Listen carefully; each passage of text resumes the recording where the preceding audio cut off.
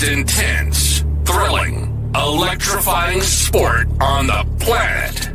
Mixed martial arts. You've been looking for the definitive podcast to call your new home to hear everything about it. The search is over. This is the MMAnomaly Show. No filter. Bringing you the hottest MMA breakdowns straight from the heart of the octagon. This show is all about MMA breakdowns. For fans, by fans. We're talking UFC, MMA, and the occasional big boxing match. We'll bring our unique take on how these fights are going to play out and who we think are the best bets. Welcome to the MMAnomaly Show. No filter. And now your hosts, Olin, a.k.a. MMAnomaly, and Emiliano, a.k.a. Jive Turkey Nano.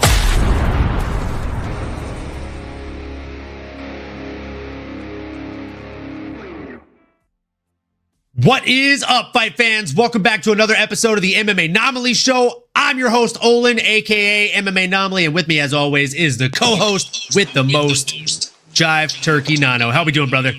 Let's go. We're doing great, brother. Great to see you again, as always. Great to be here with you, ladies and gentlemen, as well. We're back like we never left, man. UFC 311, taking a trip to your backyard, baby. Shout out SoCal. And real quick, I guess, not to be too somber here, but hey, man, shout out LA. Those fires are tough. Shout out to everybody out there that, was affected by it. All your loved ones, we're rooting for you. Keep that fighter spirit like we do around here. And let us be a little release for you, ladies and gents, here as we all move on forward again to a fun first pay-per-view of the year. Great to see you, brother. See you rocking the shirt, UFC 302 for me and you, baby. Let's go. Let's go. And yeah, man, shout out to the folks of LA. Just heartbreaking stuff with the fires. But I will be driving into the wild, into the fray, into ground zero, into Inglewood, up to no good. Going to this card, I'm stoked to be there, and or rather, will be stoked to be there. Can't wait. And without further ado, folks, we are here to talk about UFC 311. And it is a hell of a card to break down, so we will not be skipping over any fights tonight, folks. It will be a top to bottom, bottom to top, fun, don't stop kind of card. So with that being said, ladies and gentlemen, we are live. And moving right on into the first bout of the early prelims, it is Tagir Ulanbekov coming in against Clayton Carpenter. I'm going to let the co-host take the lead on this one. He's been away for far too long, so let's hear your thoughts. Let's go, brother. Appreciate the handoff here, man. We got a banger starting off this UFC 311 in LA, Cali.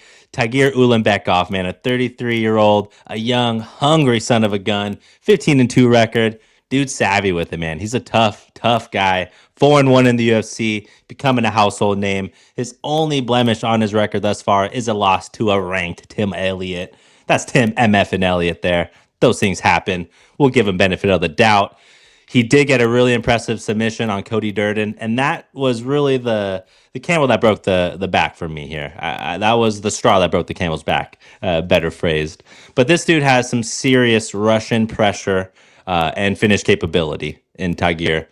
Again, that fight was the one I turned on the tape. I'm like, okay, this guy has all the skills, everything he needs to do. He's continuing to sharpen up. And I do think as long as he stays pointed, stays sharp with the defense, doesn't let those hands drop, everyone gets hit. I know those things happen, but hey, if we're going to split hairs, make sure you keep a strong defense. And the dude has all the tools to be a problem.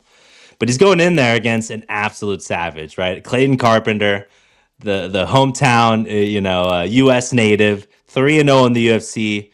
Chugga, choo-choo. We got a high train coming in here, ladies and gentlemen. 2 sub-victories out of those 3 wins so far in the UFC. And again, I mean, correct me if I'm wrong, MMAnomaly, but I feel like Clayton is a good representation of that new generation of mixed martial arts, right?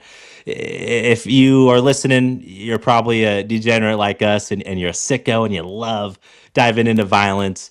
But when you peel back the curtain on this guy, Clayton, I mean, he's a lifelong combat sports martial artist. I mean, he's been competing. Literally, his first combat sports competition was when he was 5 years old. I wasn't even riding yet. I was barely being potty trained. Okay. And this guy's going on and winning. Hi, BJ. Thank you. I may have showed my hand there as a, prepubescent kid in kindergarten, but, we're vulnerable here on MMAnomaly. No filter. But he is a jiu-jitsu and grappling world champion, a 4-time Muay Thai world champion here in Clayton Carpenter, and a Golden Gloves champ here in my home soil now of Arizona. Shout out Glendale. Dude's got the instincts. Dude's got the skills. He's got the confidence, man. He's got it all, okay? I like this Clayton Carpenter guy. If you're listening, you're like, where's he going? Where's the Jive Turkey going? I complimented both of them, but give me Clayton Carpenter. Give me the hometown kid. And maybe it's contrary to belief. He is at plus odds, plus 250, but I do think he has enough of the wrestling, enough of the grappling chops to keep up with the Tagir. And dogs bark in the backyard, baby. We like our underdogs around here, so I'm setting the tone. First fight, give me CC, Clayton Carpenter. Probably by a decision, but I'm taking the underdog here. MMAnomaly. It's been too long, brother. You gave me a long runway. What you got for us, brother? Talk to me now. Man. I'm not mad at that. I'm not mad at a dog pick right out the freaking gates, dude. Look, Clayton Carpenter is exactly what you said he is. He is every bit of that new age kind of breed of fighter that we're starting to see more often than not here lately. You are one of the few, the proud, the 20% on Tapology that think Carpenter's going to win. So 80% of these folks that have bet on this fight are betting against you, and with good rights, right? With good reason. Tagir Ulanbekov is currently sitting at minus 305 on DraftKings Sportsbooks. The odds have shifted a little bit in favor of your boy Clayton Carpenter. You said he was plus 250. Now he's sitting at plus 245. So not better for your pocketbook if you are betting on him this week, but better maybe in your confidence level. So we got Anakin MMA in the chat right now. Shout out Anakin. He said Dagestan all day. He also said Tagir has Khabib in his corner. He's not losing. Well, I did not do enough homework there. If the Eagle is true, how do you bet against the Eagle? You're right, Anakin. And I know Skywalk over here might be onto something, but talk to us, brother. Do you think Clayton has a shot? Is it just a complete landslide? It's gonna be competitive, right? I mean, come on, baby. What's up, man? Look, great to have you. And dude, what's good? What's good is having you in this chat right now, brother. Happy to see you here. Hope you're having a fantastic Thursday, and hope you're ripping and roaring and getting ready for these UFC 311 fights, my friend. Yeah, I mean, I've been a little bit on the fence on this one, if I'm being completely honest with you. Like, when it comes to Tagir Ulanbekov, he's 4-1 in his last 5, whereas his opponent is 5-0 in his last 5, right? He's undefeated in his 8 professional fights, or at least in his 8 professional MMA fights. Tagir Ulanbekov is a real son of a bitch, but the 2 losses he has were decision losses. He's never been finished. His opponent can get it done anywhere it goes, though, right? He's had a submission in the 3rd round. He's had a submission in the 2nd round. He's had 2 subs in the 1st round. He's had 2 knockouts in the 1st round, and he's had 2 unanimous decisions. I don't think you can have a more well-rounded record at 8-0 than he does right now. So I like Clayton Carpenter in this one. If I have to bet on this one, I like a good dog. And I mean, they're juicing us up at plus 245. I might even be bullish enough to do a 2 underdog parlay on this one, and just sprinkle maybe like a 1/5 of a unit on it. We might need one. I'm going to start keeping track here. If we're both aligning on the underdog, we might need an MMA little parlay going. So we're going to keep that in the bank. We're going to keep that in the bank. Ladies and gentlemen, we're bringing back the kind of okay parlay. You heard it here first. Let's go, baby. Yeah, I like Clayton in this one. And with that being said, I mean, yeah, Tagir, he's a really good guy. He's a good fighter. He's strong enough as it is, but he does leave a little bit to be desired, right? As you stated, he has that loss to Tim Elliott, but it is Tim freaking Elliott. It is also Tim Elliott just 2 years ago. Well, 3 years ago now, if you count this as a full year. But just really like 2.5 years ago was it that Tim Elliott lost. And then after that, he lost a grappling bout to Jussier Formiga, which he's good enough. He was a UFC fighter for quite some time, but man, it's tough. It is tough, my friend, because it's a couple things here. We'll go ahead, brother. No, good. I would say with Tagir, it just feels like you mentioned the grappling loss, and even with that loss to Tim Elliott, I think some of that is maybe from a physicality perspective. Like he's good, he's skilled, but he's not the biggest, strongest guy in the division. And when I look at a Clayton Carpenter, I see someone with, frankly, a little bit more muscularly defined, but he also has that grappling, that wrestling game. He has a striking as well in a Clayton Carpenter, but I think what impressed me with his experience, and now Anakin may say something different with his layoffs, but listen, you're 8-0, you're 9-0, you're 28 years old. Like, yeah, you want to see them in there more often than not, but the reality is, like, he's been fighting his whole life. He's extremely skilled.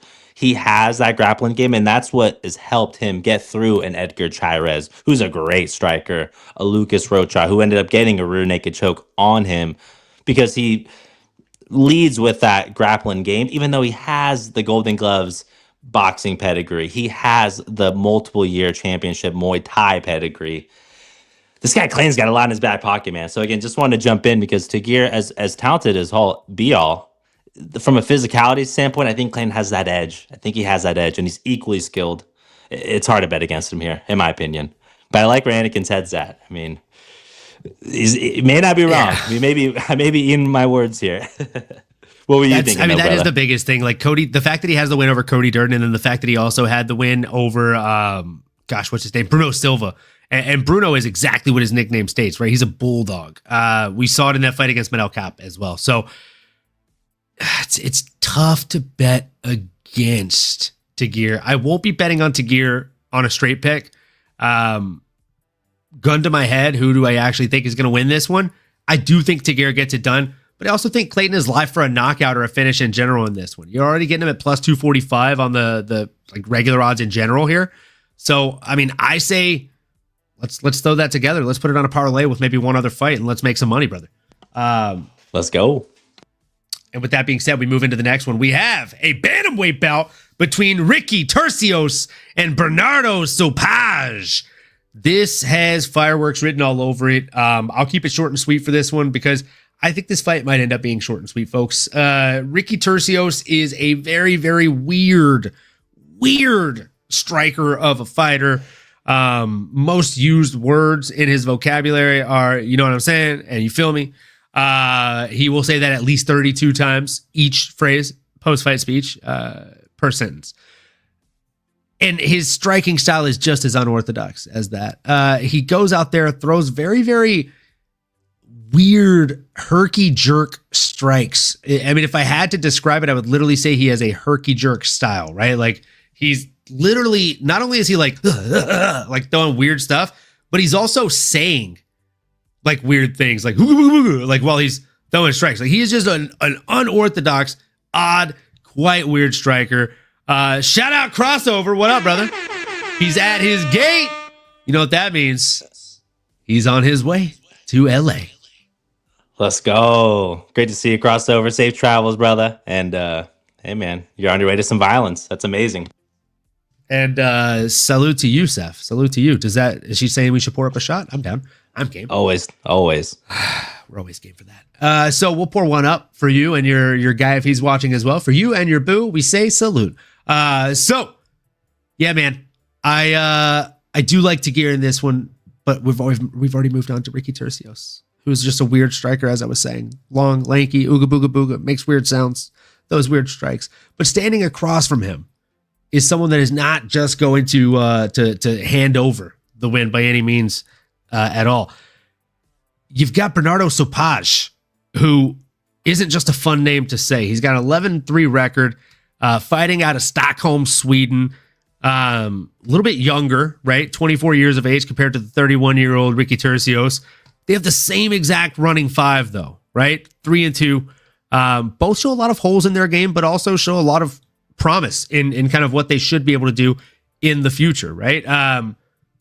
Sopage, let's see who he's fought.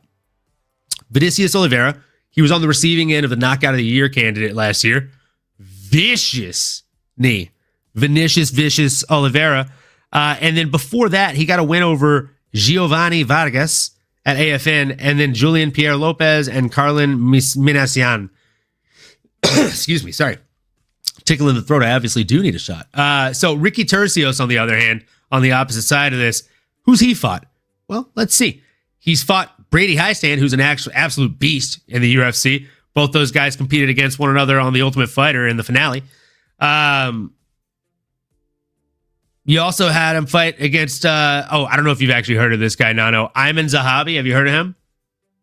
He's not really somebody that a lot of people know. Ayman Zahabi. Zahabi? No. Yeah, Zahabi, not really a famous name there.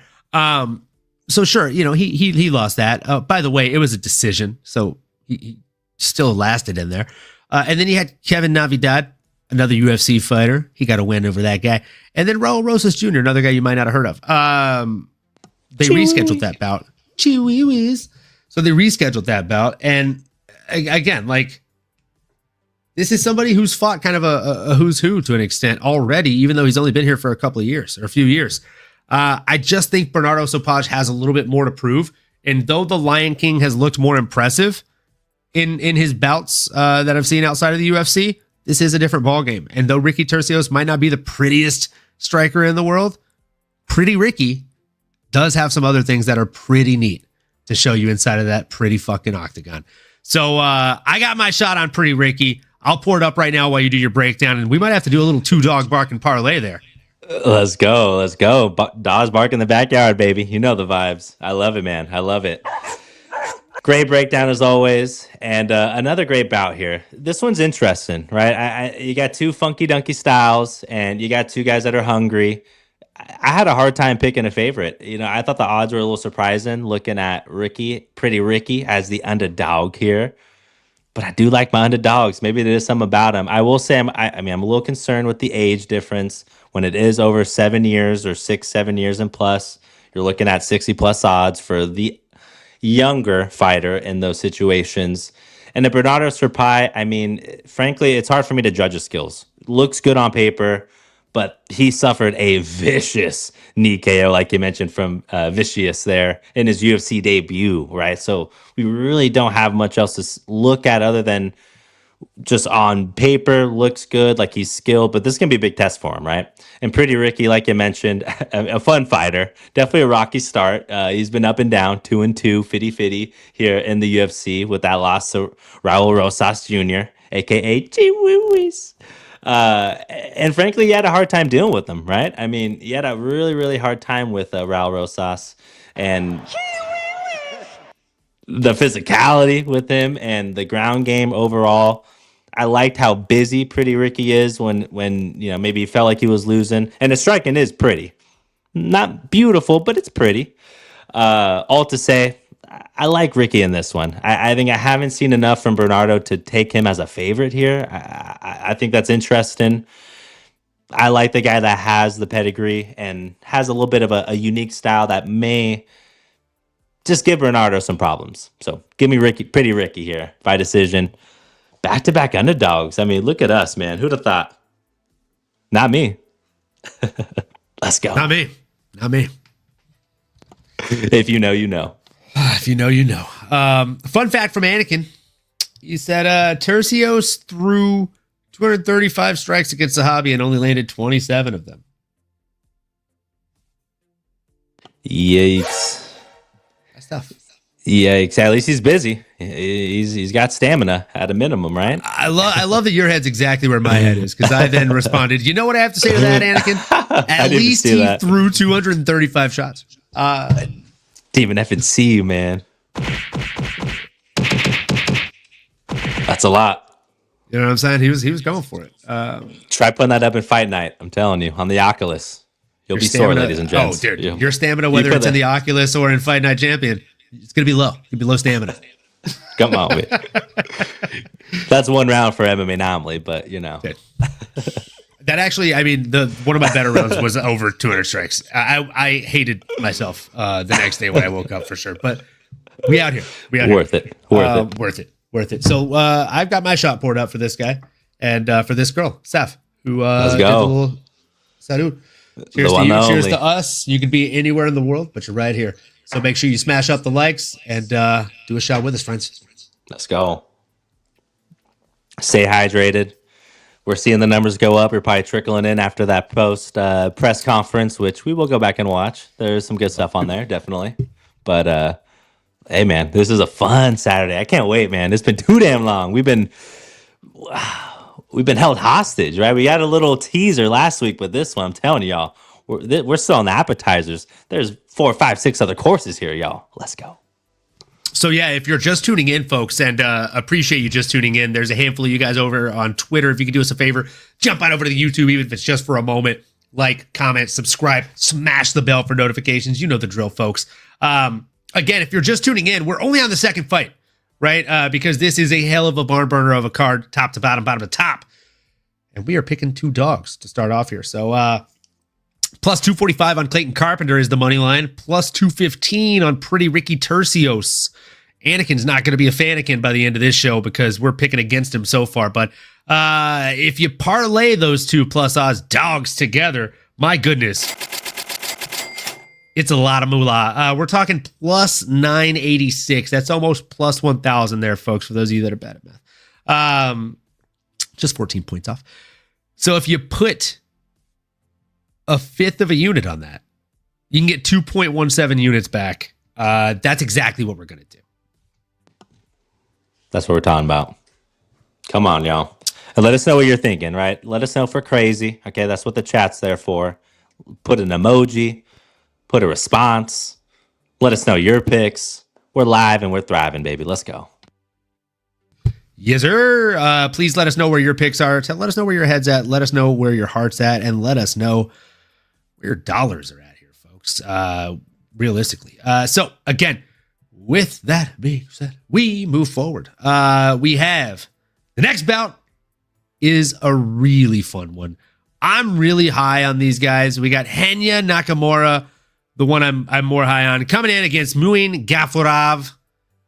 My goodness, my gracious me. I'm going to let Nano take the lead on this one. Tell us who you have winning this bantamweight bout. Let's go, brother. I'm glad you did, man, because this is a low-key banger. Haven't used that phrase in a while, but if you've been around, low-key banger here, ladies and gentlemen. Not household names, okay? Neither of these guys are someone you'd run into at the grocery store. They're not in the States. Shout out to our UK base. But no, we got Arinya Nakamura here, 9-0 record. Quote-unquote phenomenon coming out of Japan, okay? He's 5-0 in the UFC. Sneakily 5-0. 3 of those finishes in his first 3, a lot of that was road to UFC. So kind of a Dana White Contender Series type situation. Ultimate Fighter. Okay, prelude, but it's still under the UFC umbrella. But this dude is legit, man. He was the one thing that stood out to me outside of his fighting skills, which I'll get to in a second. But I was listening to his press or post-fight interviews, and he was legitimately upset that he did not finish his last 2 opponents. I mean, almost on the verge of tears. He broke his hand in his last fight on a short bout notice against Carlos Vera, but the dude is absolutely savage. He loves violence, and he goes out there and he swings with ill intention. I love the way he goes out there. His athleticism jumps off on the tape, y'all. I mean, the thing with me, I feel that if Rena goes out there and he stays in the pocket and he's moving, he's chucking and jiving like a turkey would, and he goes out there and he lands that right hand, that right hook, my goodness. I mean, it might be a short night for our boy Muin Gafurov, which do want to give him his flowers because he's coming in here, Rinya 29, 9-0, but Muin 28 years old, 19-6 record, 10 KO, 7 submissions. He fights with some moxie, right? And that's one thing I do appreciate with him. Granted, he's 1-2 in the UFC, but don't let the record take you away from fighting with that passion, with that swagger, right? You got to keep that. And he's still a young fighter, right? All things considered, I'm expecting fireworks. I don't think this is going to go the distance. I think Muin has a fighter's chance, but when I look at Rinya and how explosive he is on tape, how well he's done in the UFC already, and again, I think that right hook is going to be the moneymaker here. So I don't think this goes a decision. I may take Rinya by knockout. I may just take the under 3 rounds, but MMAnomaly, talk to us, brother. Am I tripping here, or are we still hive mining in simpatico on the same path. Talk to me. I mean, we are hive minding. I mean, it's pretty wild tonight, man. Like, Muin Gafurov, Tajik has a lot of paths to victory. He has 10 knockouts under his belt, 7 submissions, and 2 wins by decision. But, I mean, if you look at who he's struggled with, the Chad Anhalagers, the John Castanedas, the Saeed Nurmagomedovs of the world, and you know, Saeed is one of those kind of more strike-heavy Dagestani guys, and he got him with a guillotine choke, one guillotine. Hyung Ho Kang is somebody that he does have a win over. It was a decision win. And then he has that spinning back kick win in round number 3 over Diego Silva, obviously at LFA, which is what got him into the UFC. Because, you know, it wasn't the loss to Chad Anhalager on the Contender Series that got him his ticket. But, you know, jokes aside, his opponent is somebody that is a nationally ranked wrestler. Renya Nakamura is somebody that competed, for the Wrestling World Cup, the UWW. He represented Japan on multiple different stages from 2011 all the way to 2018 before making the swap to mixed martial arts. The guy is an absolute monster. As Anakin said, losing to Chad, not a good look. Not a good look, my friend. Nakamura W incoming here. I definitely think so. Am I going to take the straight bet here, though? Not a chance, kid. It's minus 550 on him. There's just no money to be made there, in my opinion. The under 2.5, kind of juicy. I like that. Like, it's plus 154 for under 2.5 rounds. Both these guys have a heavy amount of finishes under their belt. You got to think Renya wants to go out there and knock somebody's block off. I like that one. I don't know how bullish I am on it. I'm thinking somewhere between a fifth of a unit and a half a unit. I'm leaning more towards the fifth of a unit on that one. But yeah, we'll see. I'm not committed to that one quite yet. But I'm certainly marking it down on notes because I do like it. A lot. Yeah, I think we should definitely go back to that one and revisit that one at the end of the show. Moving into the next fight, we have a women's bantamweight bout between Karol Rosa and Eileen Perez. This is going to be an interesting one. Both women are 30 years of age. Both women stand 5'4" tall, fighting at 135 pounds. There is but 1.5 inches separating them in reach. This is one that our boy Mike Goldberg would say everything is virtually identical. I mean, I like Eileen Perez. I think she has a very fun personality, albeit I don't love the twerking in the face of a downed opponent that you just beat up. I mean, you don't want to Fortnite emote on somebody right after you took their soul. So didn't love that, but I do like Perez in this fight. I think she's the better fighter. I think she's more well-rounded. She also has a better rolling 5, which in my opinion says a lot more about you than your overall record. This is very much a sport about what have you done for me lately, not what have you done for me, Nano. So I like Eileen Perez. I also would be remiss if I didn't point out you should go to her Tapology if you have not. They updated her fighter picture on Tapology to the picture of her twerking on her downed opponent. I mean, it's the best of times. I'll say it's the worst of times. It's tough. They literally used that picture. That is hilarious. Tapology's on it, huh? Shout out. Oh, wow. Yep. Confirmed. One. I love it. That's the one. That is the wow. one. Well, shout out. I mean, that's hilarious. You mentioned a lot of good points. Eileen Perez. Okay, I think we're gonna have to defer here, unfortunately. And although I will probably be rooting for Eileen Perez, and I do love to see the twerking phenom and her getting her notoriety, and at a minimum, I love people expressing themselves. I mean, hey, we're here with our microphones. Who am I to judge? But all things considered, like you mentioned, I mean, virtually identical. But the one thing that does differ here is their octagon experience. Okay, I'm looking at a Karol Rosa who is an OG, right? I mean, 30 years old, but 10 fights in the last 5 years, 7-3 record, all by decision. She mixes them up extremely well. She's gonna be durable. Eileen Perez is gonna have to be ready to go 15. And the thing with Karol Rosa and her game specifically, really, really good leg kicks. The calf kicks specifically, she's talked about exposing her opponents on. As mentioned in post-fight interviews, like, hey, if they have an answer for the calf kick, I'm going to come back with something else. But she is the type of fighter that, as a coach, I would love to coach, because it's like, hey, you're listening, you're breaking it down, and that's the way to do. You chop down the tree, you take their base away from them, and someone like Eileen, who needs to take you down, who wants to get you in a choke and twerk on you after, that's how you stop her, is with some calf kicks, mixing it up. And even when you're like finishing out your combos, or you're throwing a 1-2, Carol Rosa's always finishing with that leg or calf kick. I think that's going to be the differentiator here. I'm hoping Eileen has an answer for it. I mean, it's obvious, like she talks about it. They are the same age. They do have a lot of experience. Eileen does have the hot hand. And I mean, I don't know how much it's funny. I'm going to make a comparison, because in football with Deion Sanders and his son at Colorado, like a lot of things are all around. Oh, like you can be popular online, like you can have your social media presence, but you can't bring that on the gridiron with you. You can't bring that on the field. You can't bring that in between the lines. And so I'm channeling some of that energy here. If I'm Carol, it's like, hey, you could have all the notoriety, you could have all the hype, but you can't bring that fucking hype in the octagon. They can't help you fight this fucking fight. And you can't take a lot of those calf kicks. I mean, if you've ever taken one, ladies and gents, you know that don't feel good. And if someone makes that a antithesis, that makes that a foundation of her game, like, it's hard. You got to have an answer for it. So with AP, with Eileen Perez, all things considered, she has 4 KOs. She has 11 wins, 2 losses, 2 subs. I think she's going to have to weather the storm. She is going to have to use that size, that strength of hers, and make it a grappling match. But I think I am leaning the favorite. I think Carol Rosa is going to chop her down.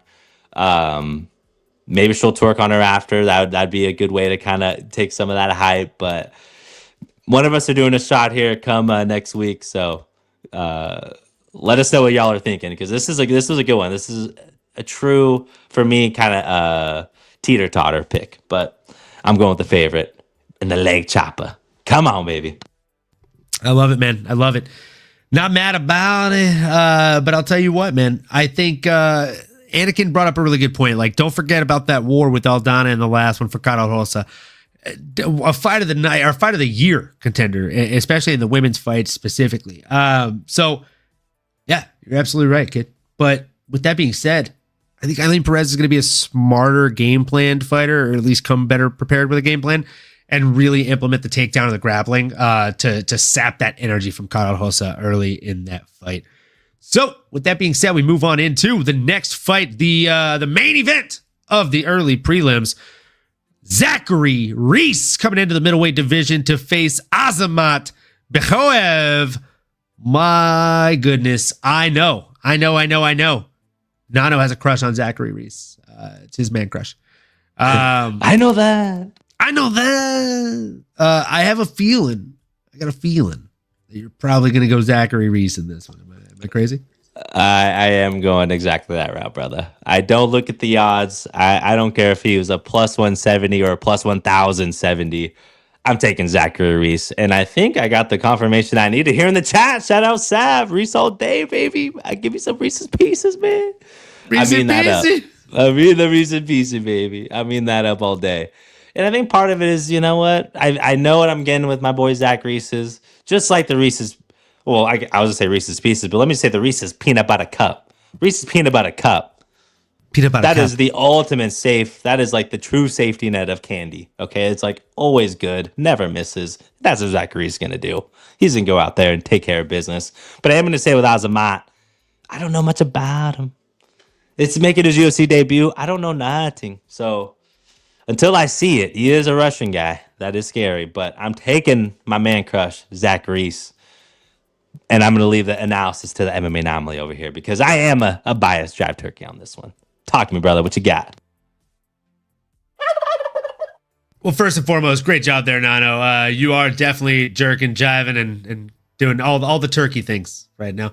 And I love to see it. Look, when it comes to Zachary, the Savage Reese, coming in against Azamat Kingpin Bekhoev, this is going to be a low-key banger, as the kids say. Our guy Zachary Reese, he's only ever been beaten one time, and it was by finish by Cody Brundage. It was that slam knockout out of character for Cody Brundage and just out of character for his opponent. After that, his run has been very impressive, right? Came out there against Julian Marquez and just put the Cuban Missile Crisis to sleep quicker than Miley Cyrus did after he fumbled the bag. My goodness. Yeah, you hate to see it. And then Jose Medina put it on him. Got that unanimous decision. And that was just back in August. Fairly quick turnaround for him to come back here January 18th against Azamat I think realistically, Zachary Reese should win this fight. It's his fight to lose. His opponent is making his UFC debut, coming in here out of LFA, which LFA is a very, very good promotion, great feeder promotion for the UFC. It's paid dividends in recent years specifically.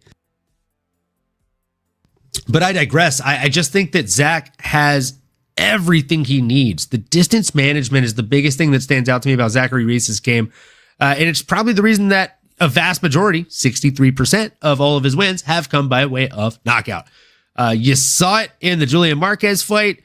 And you also saw it in his fights if you watch them on Fury, right? That knockout of Tommy Britton that was in the very first round, 52 seconds in, just distance and management control like no other, my friend. Like flowing out there, standing very light on his feet. You love to see it. And I love just about nothing in the world more than a flow state fighter.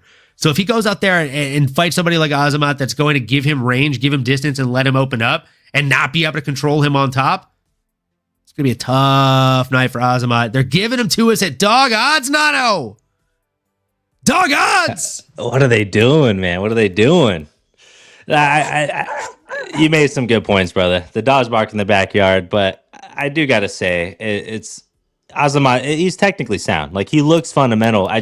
You got to see it in the UFC. It's levels, brother. We know this. You can look good on paper. You can go knock some dudes out in your local circuit, but I know what I'm getting with Zach Reese. I like where your head's at, brother. Come on, baby. Come on. Also worth noting that a vast majority of the finishing wins that Azamat has are in the first round. So if this goes outside of the first 3 to 5 minutes, every second further, it just fades more and more into Zachary Reese's favor. So give me Zachary Reese at plus 164 odds, folks. If you put one unit on him, he's good to get you 2.64 back. I mean, we love that guy at this podcast. He's had a tough run. They didn't do him any favors with the matchmaking up until this week. We're putting a unit on him. We're here to make that 2.6 back in the bank. Let's go. Let us know if we're wrong. Let us know if you're riding with us. Put in the chat. Let's go, baby. I actually think that this is a more favorable match for him than the Cedric Dumas fight would have been, but I'm happier that we're getting this one, if I'm being honest. I think it's a good fight for Zach, for his career and for his longevity. Agreed. And with that being said, folks, we jump right on into the prelims. The preliminary card, as we say. Grant Dawson in the lightweight division coming in against Diego Ferreira.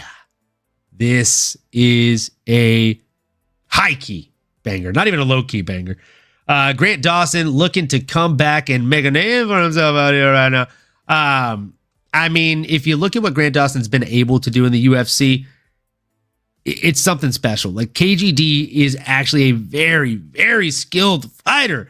And, he's had one bump in the road in his last 5 against Bobby King Green. He got just pelted in the first 33 seconds, but it happens, right? It happens. It can happen to anybody. And let me tell you, one of the bigger hits of the year for us was, I believe, my bet on him to get a finish over Mark Madsen, the Olympian. And he did. He fucking retired the guy.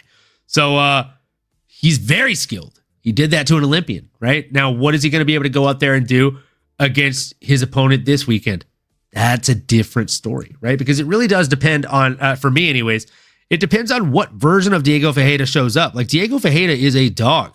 You're talking about the guy that Dustin Poirier made his lightweight debut against in the UFC, folks.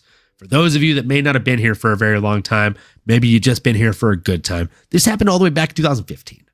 Okay? And before then, again, not easy fights. Before he welcomed Dustin Poirier to the lightweight division, he fought a young Beneil Dariush. No big deal.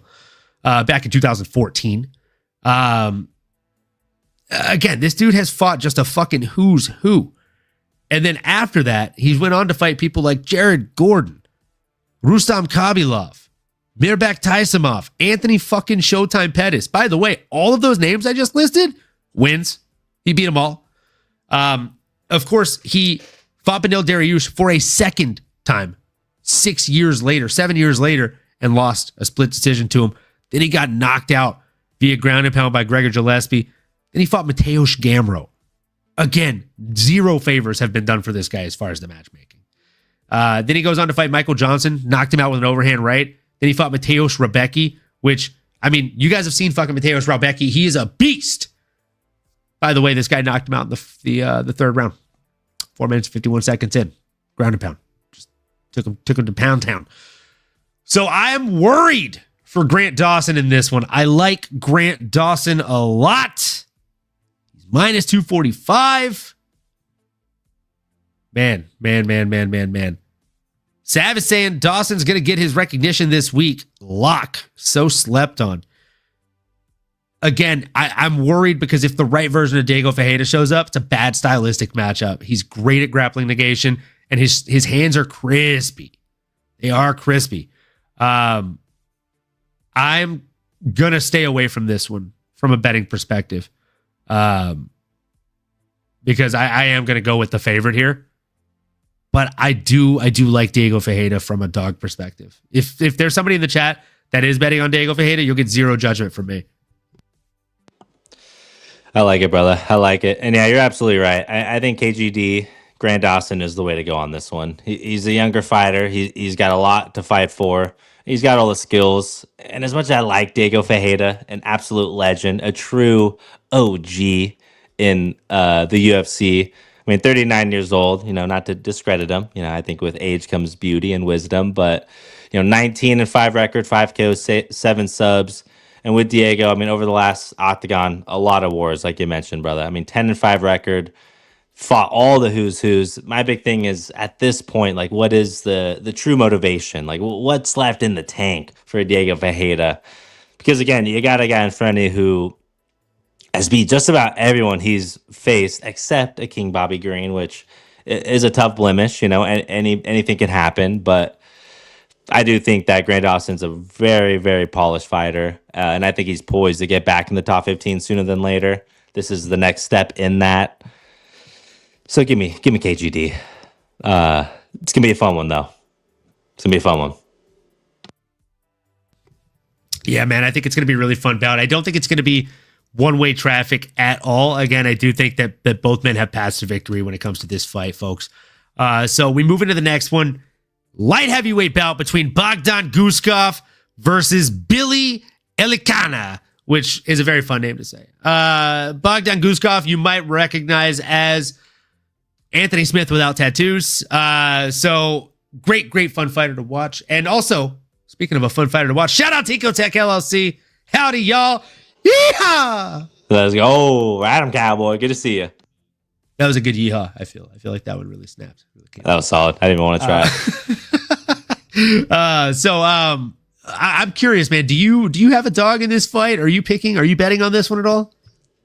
I mean, I guess probably will stay away from it from a bettor's perspective because I am taking Bogdan here as the winner. And it's for a few reasons. I think part of it is he's proven to have the power, the knockout capability. And on the other hand, I really haven't seen a lot of Billy Elikana, right? I mean, he's 29 years young, 7-1 record. He's making his UFC debut. He is fine in Cali, shout out Apple Valley. So he's repping the Cali roots. But to make your debut against a Bogdan Guskov, that's rough. That's tough pickings. He considers himself part of the Dagestani gangsters, which I don't know. Maybe we need to make some merch around that because it's a hell of a name. But give me Bogdan for sure. I mean, that's the guy. It's a betting favorite, and it's a bit on the heavier side. So probably will stay away and just be a fan on this one. What are your thoughts, brother? Yeah, I like where your head's at. I think I'll probably stay away from a betting perspective. But look, Bogdan's only path to victory ever so far is via finish. And I mean, if we look at that, like via winning method, we can get double chance of victory, aka taking someone inside the freaking distance, right? you can get Bogdan, I believe, for plus odds here. Let's see. Where's he at? He's hiding? He's hiding from me? Where's Bogdan? There we go. Oh, no, there's no odds on that one specifically. I see every other fight. Am I tripping? For Bogdan, what are we looking for? Let me see. Double chance of victory. So basically by knockout or submission. It's the only fight I don't see odds on for that.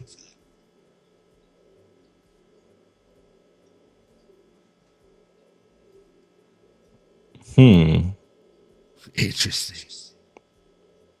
All right, we stay away from this one from a betting perspective. I know. I would say, I wonder if this is a short notice bout maybe, but yeah, I don't see it either. Interesting. Well, it is a short notice bout. He was originally slated to fight Johnny Walker. Maybe that's why. Yeah. Well. Maybe we get updated odds by Friday or by Saturday TBD. Before the fights. Oh, wow. TBD. Over-under literally just refreshed for Zachary Reese. So I just got odds on over-under for 1.5. Oh, and they just shifted by 30 points. So what the fuck? There's a lot of shifting going on. Yeah, 2 fights that didn't have over-under odds for me right up until right now literally just like materialized on my screen. So yeah, you can get over 1.5 on Zachary Reese for minus 188, and you get under 1.5 for plus 145 right now on that one. So there we go. And yeah, sorry about that, Tico Tech. The reverb, Nano is between laptops right now, so his mic situation is not ideal necessarily. My bad. It's my iPad. It's all good. It happens, bruv.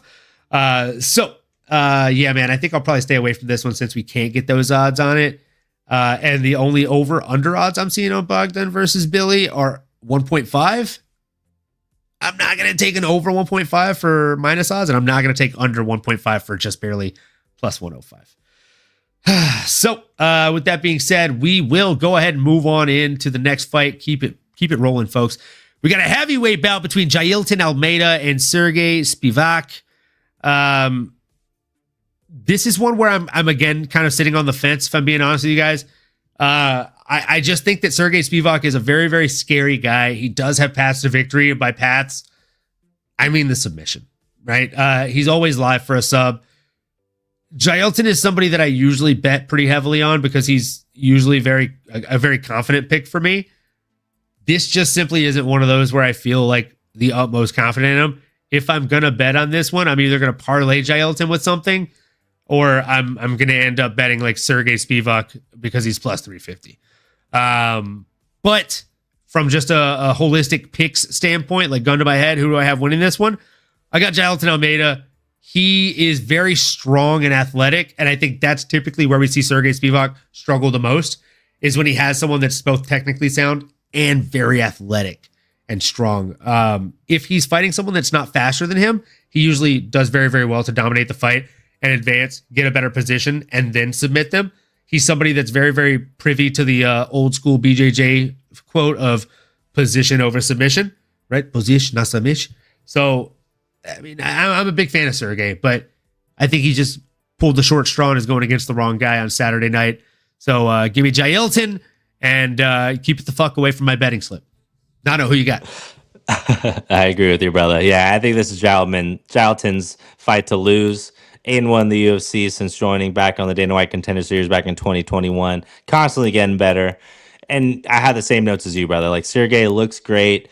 The Polar Bears had some good wins in the UFC, but he's fell short against some of those guys that are just a little bit bigger, a little bit faster. That kind of cream of the crop, as we like to say, right? A Walt Harris, a Marcin Tybura, who he did avenge, but a Tom Aspinall, Cyril Gane. It's like, I think Jailton is more in that class than Sergey is closer to Jailton. So give me JA. I do think this will be fun as long as it lasts. I mean, every time heavyweights go in there, you're just waiting every punch. It's like you just are expecting the home run. You think they're just gonna go lights out.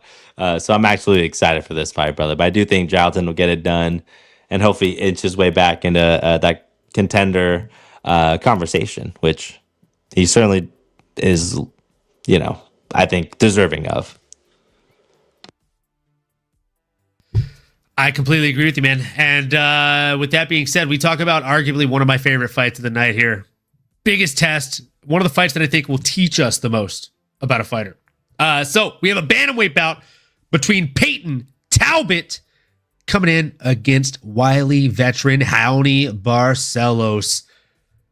Oh man, oh man, oh man, oh it's Nano. This is one that just really does tickle my fancy. Peyton Talbot is one of these guys that is just like, he's the future of mixed martial arts. He can strike, he can grapple, he paints his nails, he's got a cool little anime tattoo.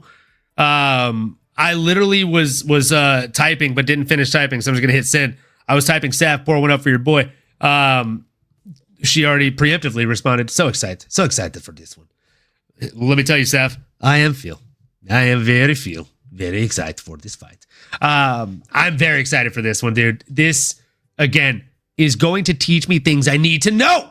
How good is Peyton Talbot? Where's the ceiling for this kid? And again, you don't know that until he goes against somebody as wily and veteran-y as Raoni Barcelos, somebody who's truly battle tested, somebody who's fought a who's who, right? Just a litany of people that can really put you to the test. He's fought a Timur Valiev. He's fought a Victor Henry. He's fought a Kyler Phillips. He's fought he's fought a fucking who's who, right, folks? Thanks for the assist there, Joe.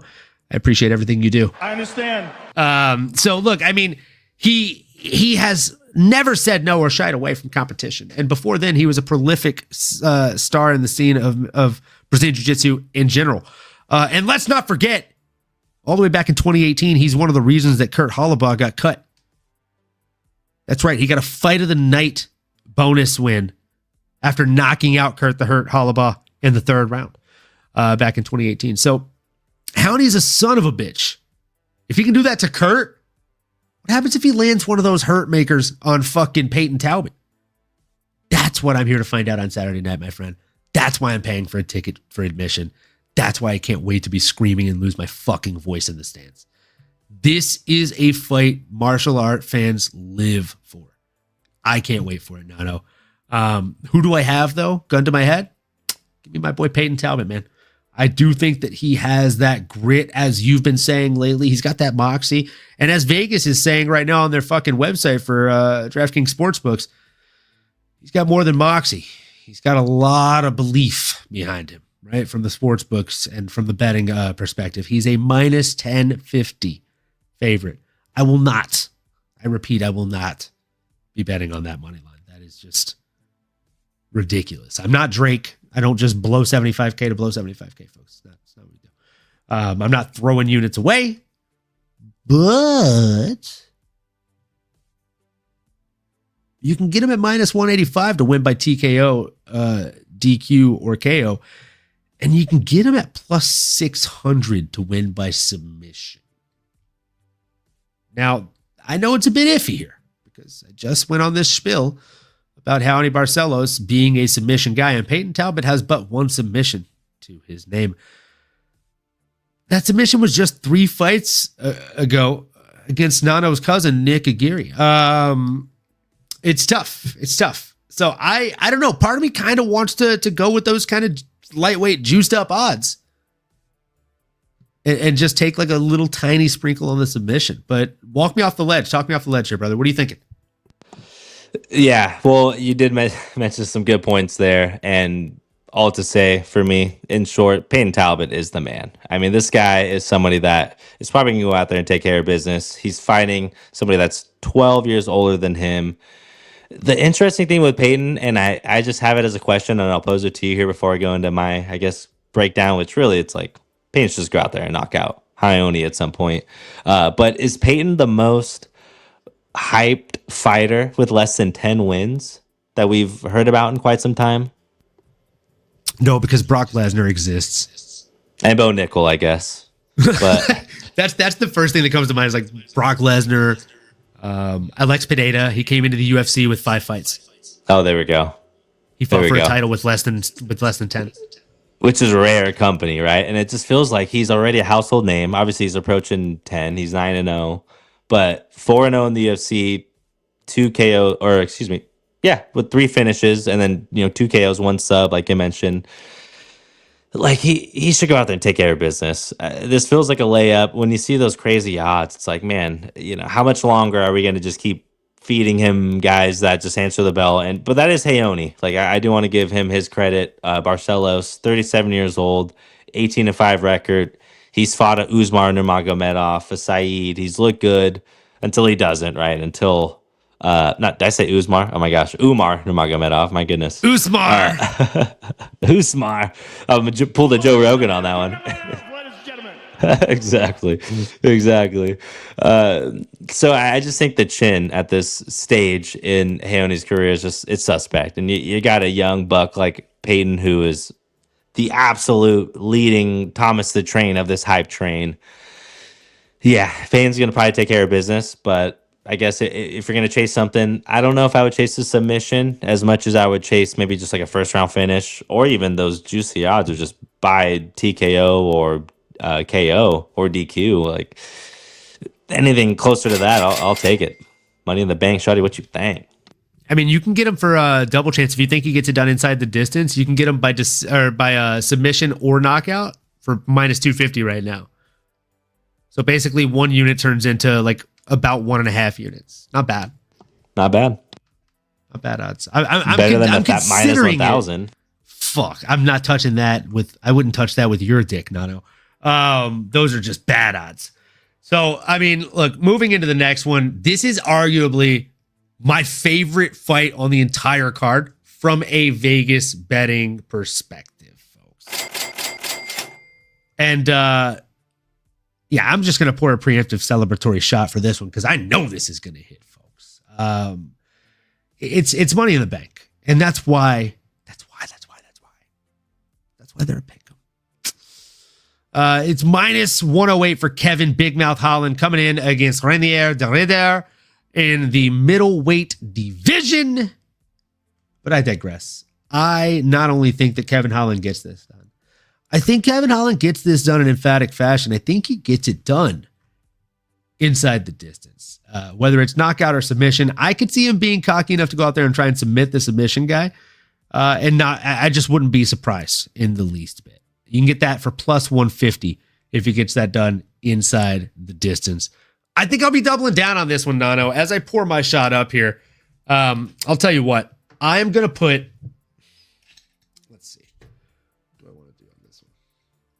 I really do I love Kevin Holland in this fight against Renier de Ridder. I'll tell you my bets, and then I'll tell you why I like him in this fight. I'm gonna double down. Yeah, I'm gonna double dip. Do 1 unit on him inside the distance, and I'm gonna do 1 unit on the money line here just to be safe. And that's how confident I am on Kevin Holland because I just said I'm taking him on money line and on another one, and the money line is just to be safe. So we're here to cover our odds, right? If you bet him on money line, you get right under 2 units. So you just about cover the spread of the rest of the other one you're putting in, right? Actually, no. I'm gonna do this. I'm gonna put 1.5 units on him on money line, so that way we more than cover the spread. That'll get me like 2.88 units back roughly. And then if I put 1 unit on him to win inside the distance, I'm doubling down essentially and getting 2.5 units off of that one. So we end up with a little over 5 units back for 2.5 units out. You love to fucking see it. Now, why do I think he's going to win? Well, I'll tell you, folks. I'll tell you. But first, let me do this shot. Cheers.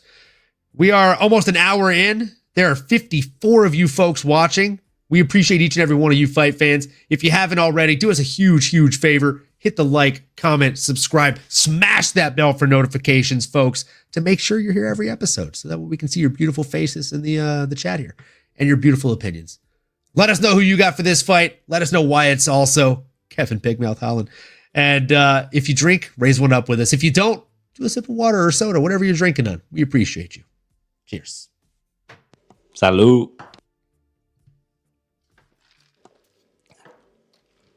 So, why does Kevin Holland get it done?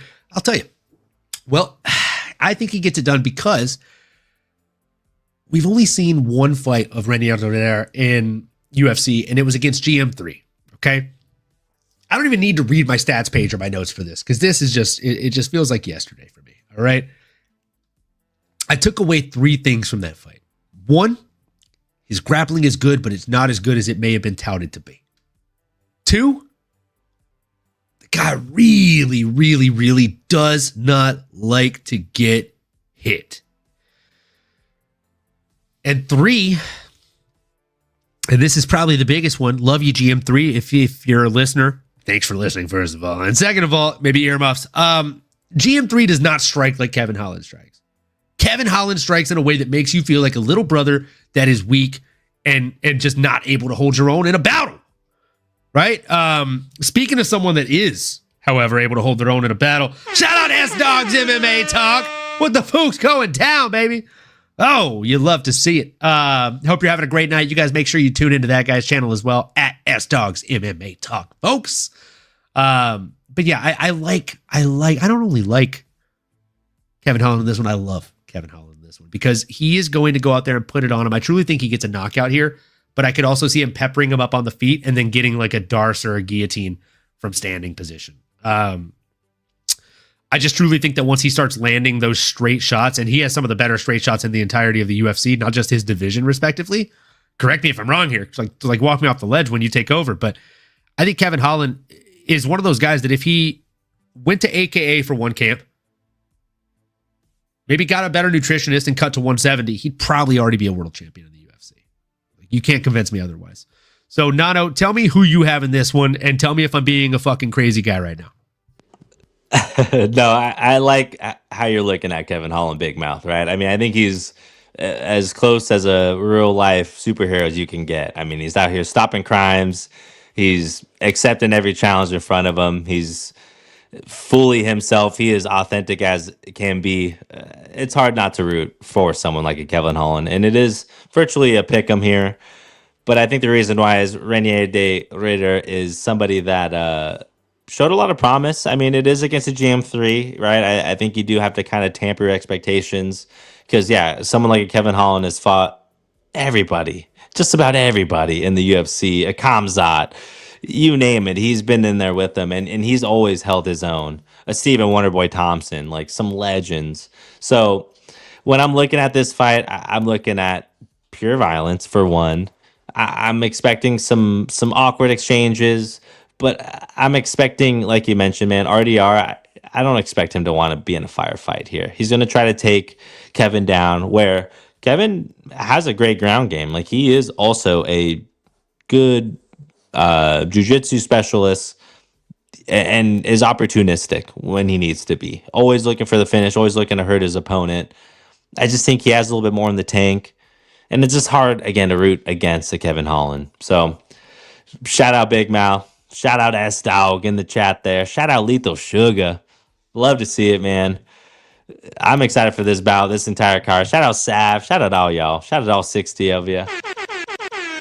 This is what we do, man. We're here for a good time. Maybe not a long time, but I'll tell you what. This fight, it may be 15 minutes, may not, but it's going to be nothing but pure entertainment for the entire time. So make sure you're tuned in. And shout out S-Dogs for the compliment, man. The production on the show is always fire, bro. You are fire. Lethal Sugar, dude, welcome to the chat. Love to see you every time you're here. You always bring really, really good takes, dude. What's up? This fight is tough. I want to go Holland, but you never know what you're going to get with him. That's true. That's true. But what I say to that is, you remember when he fought a guy with 100% takedown defense and he simply talked to Khabib and then he landed a takedown on him? That's the Kevin Holland I pray shows up. Win, lose, or draw, the dude's exciting, and I think he's going to be too exciting and too fucking good to go against Renier de Ridder. So, yeah. And Sav said, Kevin asked him nicely to wait 3 minutes to shoot. What a nice guy. What a nice guy. I love it. You know what I actually hope happens? I hope he does wait 3 minutes to shoot, and if he shoots at the 3 minute and 1 second timestamp, Holland catches him with a knee. Just because it's like a predictable takedown. That would be just, honestly, poetry. A poetry moment, folks. And as Nato said, shout out to all 63 of you folks tuning in right now. I know I've got a face that's built for radio, so you got to be tuning in for this guy. I appreciate it all the same, though. We move on. We move into the next fight. It is a lightweight bout between young, prosperous, up-and-comer who you may not have even heard of, Renato Money Moicano. He's very young, very up-and-coming, going against the old guy, the old man, Beneil Dariush. Of course, I'm being satirical. I'm joking, but this, for whatever reason, has been a bit of a weird narrative that has actually been happening, right? Man. They're the same fucking age. There's a handful of days that separate these two gentlemen, right? Like, it's insane that some people are calling one an old man and one not an old man. They are the same aged man. But I digress. Like literally, it's a month that separates these guys. Like, one guy is 35 years, 8 months, 1 week, and 5 days old. The other guy's 35 years, 7 months, and 4 weeks old. It is a fucking month. I understand that because he has gray in his hair, he looks like he's 55. I get it. I wish I could say it's because one guy has kids and the other doesn't. I'm pretty sure that Moicano has 16 kids and he only knows 4. But jokes aside, bad jokes at that, I just think that Renato Moicano is better everywhere this fight goes. I think he's faster at this point in his career. He has the better grappling and definitely has the better striking. The only thing that Beneil Dariush really brings to the table that Renato Moicano does not bring to the table is this nuclear option. He does not have the nuclear option, right? He can't just bite down on the mouthpiece and, or throw the spinning back fist and knock somebody out. So I just can't do it, man. I like Renato Moicano. I think he gets it done in this one. And that's a solid shout out. Tico said, damn, you just called him Cowboy Oliveira. With the kid joke. Yeah, that was good. That was this really guy. Good. S-Dog said, this press conference is a banger. Watching it with the boys on the side right now. Hell yeah. Tico Tech said, Armand looked pretty nervous. I like that. I'm not right about it. He's going to be nervous for sure. Klaus! Big dogs on the porch tonight. Wherever the dogs are. You bet we'll be there too, brother. I'll bring the beers. I got my big dog right here on the lap. Big Luna dog. Yeah, and on the backyard baby. there on the front lap, baby. Come on. Let's go. Tell us who you got in this Beneil Dariush versus Renato Moicano fight. Do you think I'm right or do you think I'm wrong with Renato here? Oh, man. I mean, honestly, I'm staying away from a bettor's perspective because I'll tell you what. We met Beneil. He's a super nice guy, super down to earth, very humble. He's got the perfect amount of salt and pepper. But Renato Money Moicano, like, how do you bet against him, right? I think I am leaning Renato. The narrative about them both living the same amount of days on this planet virtually, but wearing it much differently. I don't know if it's just because Renato has the fresh fade, or again, a lot of salt and pepper, a little George Clooney going on with Beneil. But Beneil is a live underdog here, right? I mean, I know Luna's on my lap, but the dogs are barking in the backyard, baby. Okay, I'll tell you, like, they are really, I think, underestimating Beneil's. This is where he wants to be, right? I don't think he wants to be. Can I pet that dog? Can I pet that dog? Can I pet that dog? Yes, you can. You can pet the dog. But yeah, I think Klaus is on the right page here. He's mentioned always shocked when Dariush wins. The man looks like a Turkish electronic salesman. He may. Very buff salesman. Very buff salesman. I mean, he might be in the field with those kind of forearms. Like he's actually installing things and getting his elbows dirty. But that's the guy you don't want to bet against, right? Again, staying away from it. I'm leaning Renato. But if we're sitting here next week and it's because Beneil did the unthinkable, I wouldn't be surprised. It's really hard to pick this one, man.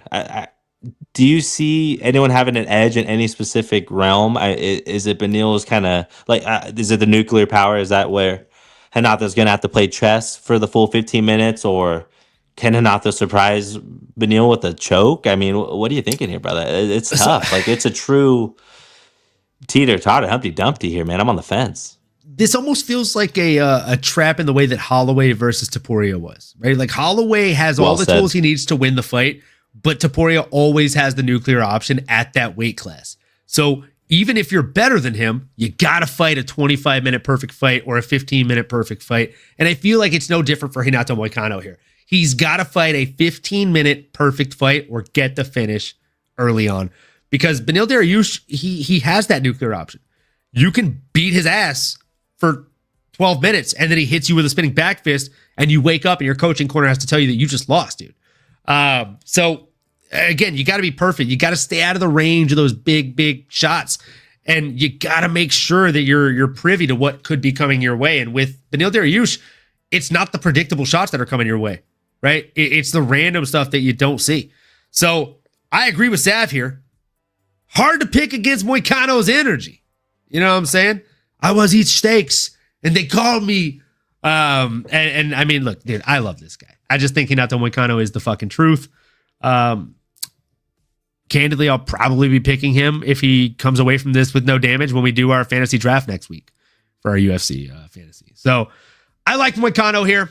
I think he's game. I think he's privy. I think he's an absolute beast. I don't know if I'm going to bet though, because he's minus 162. Not a lot of juice there. And I'm not 100% positive he gets a finish over a wily veteran like Beneil Dariush. That could change. But as of right now, we're staying away from it. Actually, I mean, oh man, chasing under? I don't know, man. No, I mean, I'm just thinking if I pair Moneyline Kevin Holland with Moneyline Renato Moicano, two-legger. We can turn one unit into 3.1. I mean, if Renato was listening, he would say, it's all about making the money. You got to make the big money. Well, in that case, I think maybe we should just put 2 units on it, and if we fuck up this week, we dig ourselves out of the deficit, you know? Yep. We'll keep digging, I'm almost... Fuck it. Dig it's a it Money up, Moicano fight. I got to do it. Digging up them hole. Oh, man. You just talked me into it. You guys saw this, right? Like, this is what peer pressure looks like. This is actually how it works. It's pretty easy. It's pretty easy if you're in With sales. me, it's very easy. And violence, I'm what you would call in the sales world a gump, which means a guy or girl under my power. So that's me. That's me. You just saw it firsthand, folks. And again, with that being said, we have just 3 more fights to go through here. We are steamrolling through this main card, folks. Light heavyweight is where the next bout will take place, and it is a bout between Yuri, the Samurai Prokaska, coming in against Jamahal Hill. Let's go for that. This is going to be an absolute banger of a fight. It is the fundamental guy who trains at a martial arts gym versus a guy who has done Kyokushin karate and dark submerge in the dark room for like 12 days. And no internet, I don't even drink water or eat. Just 12 days, just me and darkness. My demons. I mean, that's how the guy talks. Like, the dude is wild. He is a movie character. And to be honest, like, if he was a character in a movie, I don't know if you would love him or you would hate him, but either freaking way, you'd be entertained by him. And that's exactly what we're going to have on Saturday. You know, my brain is telling me Jamahal is the more fundamental fighter. Great with the blocks and the entries. But my heart is saying that Jamahal is going to lose because Yuri, he will go for that knockout. I think Yuri is going to go out there and get a knockout. I think he gets it probably in the second round, Nano. I don't know why. It's a premonition that I have. I just feel like Yuri Prokaska is a nasty son of a gun. And I just think that he not only gets the win, but I think he gets the finish out there. So this is going to be another one, Nano, that I will probably double down on. But before I give my bets, tell the people how you're leaning and who you're picking with. I will, brother. I will. I'm leaning harder than my dog Luda did this on my lap right now. She's falling asleep as we speak here. But I'm leaning Yuri, man, and for a few reasons. I mean, this is a really, really close fight. I mean, odds aside, like 1 inch difference between the two fighters, 1 pound difference, 1 year difference, 1 inch reach difference. Like, these guys are on paper very, very close in stature, everything, all things considered. But the difference maker with Yuri and why I like him, and I'm surprised that we're getting him at the dog odds. I think just when you look at Jamahal and Sweet Dreams, no blemishes in his career, really, outside of breaking his arm against Paul Craig and then losing to Alex Bejeda. I like that second round finish, to your point. I think Jamahal can start off strong. Yuri gets hit. Like, that's what he does. He has his hands down. He's very unorthodox. And Yuri just about goes out there and beats anybody that he's in front of except Alex Bejeda. So when you factor that in, it's like there's... I mean, if you're a fan of one of them, you're looking at it like there's no reason why my guy's going to lose. And I get that. But we're sitting here with microphones in our face, and we got to try to split the hairs. I just think Yuri's a little bit tougher. Like, I think Yuri can take more punches. I think Yuri could get knocked down and get back up. I don't know if it's some of that samurai aura, some of that energy. I don't know if it's just the hair. But I trust Yuri to weather that storm. I don't trust Jamahal as much at this point. I mean, it's interesting, right? Like, he really hasn't been challenged that much. I mean, he's beaten everybody he's been up against, but when it comes to being in the firefight and up against adversity, I trust Yuri, man. He figures it out.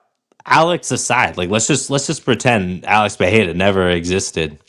That's 3 losses between these two guys that is just unaccounted for. Ex-champion. I mean, Yuri's pretty much an ex-champion in my book. Like, could be a potential future champion. He's still so young at 32 years old. I love this matchup from a style perspective. It feels like someone that has lived and breathes the true mixed martial arts lifestyle versus the guy on your neighborhood or the guy on your street or the guy in your area that just happens to be really talented and a good athlete and can fucking knuckle up with the best of them, right? That's what we're getting here. It's a stylistic matchup that everybody's looking for. We got a lot of y'all here. Don't let us be the ones that are only talking. Let us know what you're thinking in the comments as well. Are we thinking Yuri? Give me a samurai sword. Give me something in the comments. Are we thinking Jamahal? Give me some boxing gloves. Give me something to work with here. I like Klaus. Shout out here. Klaus, Hill by decision. Okay. Never mind. I thought I was going to like it. Never mind. Hill by decision. I think Yuri can handle the power but loses on volume. Okay, so you must be expecting a full 15er then by decision. Talk to me about it, brother. What? I mean, that can happen. That can happen. You said true. Yuri is faster and stronger, but Hill is fast. He's a fast guy. He's fast. That's fair. But I've seen some samurai swords. Shout out Sav. Shout out Tico Tech. Oh God. You can't do that. Jamahal. I would go for that. No chamanism. No chamanism. Jamahal, he will not bring his no chama black magic into this no chama magic into this fight. That would be Jamahal. Jamahal Hill. I would go for that. Thanks, Lethal. You gotta go. You gotta go. Lethal Sugar. You gotta go Yuri at plus money. The Flying Kitten, my friend. Love that name. I've got some flying kittens here at home. Dark magic. He has some dark magic, some chamas, some shamanism that he's using. The dark magic in there. The spirits. The dark spirits. Some shamanism. Hill fights with his ego. Yuri has spirits. Yuri fights with the fucking old MMA gods. Like, if you go and you watch the montages from the original Kickboxer films, they're about Yuri Prokaska, preemptively. That guy had a time machine, whoever wrote that movie. And they wrote it about Yuri Prokaska. They just knew that he even has the same hairstyle. So good. He's definitely Samurai Jack reincarnated. I mean, there's something there. Oh. Dude, Samurai Jack is just one of the greatest underrated shows of all time. Of all time, I tell you. The best. It's the best. It is the best, I tell you. It's the best. And with that being said, The shamanism. We're talking shamanisms right now. Shout out Sav. I love that one. I'm using that. Klaus said, "Ignore me. I'm cooked." LOL, brother. We will never ignore you on this show, and I'll have you know, Klaus, some of my favorite things in life are cooked. So, we love you. We appreciate you. Bring all your cooked takes and your shamanisms, my friend. With that being said, we are into the co-main event of the evening. It is a bantamweight bout between the one, the only Merab Dvalishvili and ladies and gentlemen. That's right, folks. Umar Nurmagomedov, ladies and gentlemen. Look, as Sav said, apparently Yuri is bald now. Fresh record. You know what? If he's bald now, Sav, I'm going to be honest with you. I'm going to go back and take back my Yuri Prokaska bets that I was about to say preemptively. Because if he doesn't have the hair, then he does not have the 5G. He's gonna be trying to connect, to get them codes, to get them cheat codes sent through, brother. A lot slower when you are the 5K, the 5G. It's tough. Oh, he cut his hair on behalf of the cancer girl. Oh man. Okay. All right. Well. Yeah. Yeah. The true samurai. That's the samurai way. I understand. I agree. And as the kids say, oh snap. I mean, in that case, we're hammering down 3 bets on Yuri Prokaska right fucking now, Nano. You can make the timestamp note. It's happening. In the bank. We're going a half unit on Yuri Prokaska by money line. We're going a half unit on Yuri Prokaska to win by KO, TKO, or DQ. And because fuck it, why not? Because he shaved his head for that good of a cause. I see something crazy happening. And I will go for that. I'm going to put a fifth of a unit on Yuri Prokaska to win by submission, which is currently sitting at plus 1,800 odds. Come on. Don't be crazy.